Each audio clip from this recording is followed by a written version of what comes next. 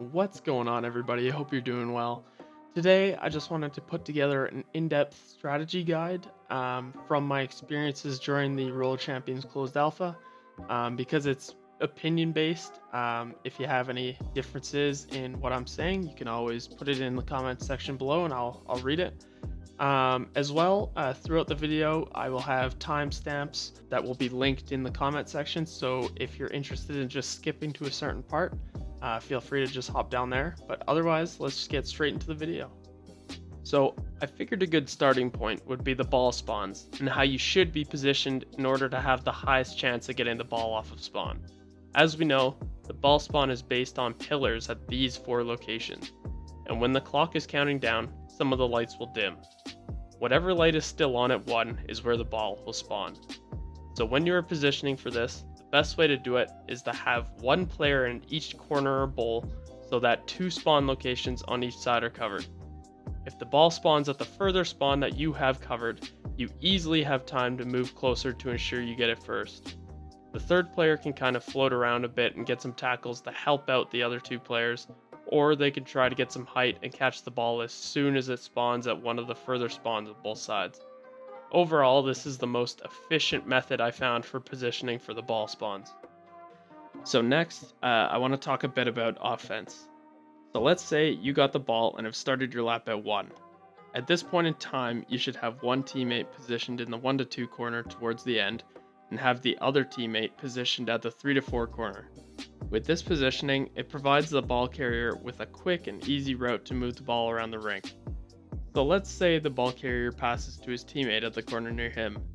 The now ball carrier should be looking to pass it down to the teammate at the next corner with a manual pass or a bowl.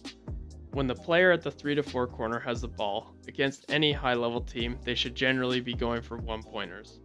In a 1-pointer situation, the original ball carrier at 1 should be positioning himself around the 4 line to go for tackles and to provide a passing opportunity to the ball carrier if needed.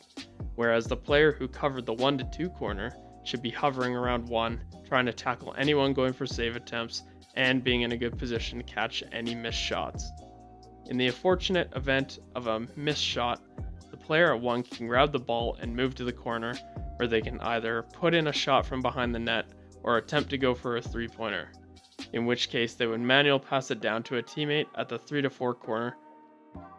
This cycle basically just repeats itself, and once you figure it out, it generally becomes second nature. Now I want to start talking a little bit about defense.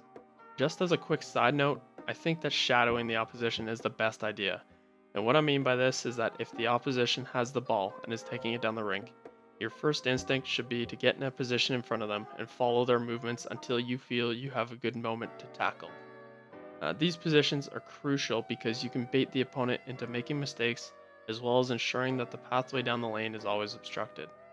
In terms of positioning on defense, you should have 1 player shadowing the ball carrier, as well as 1 player a bit further up that will be ready to hop in if the tackle fails.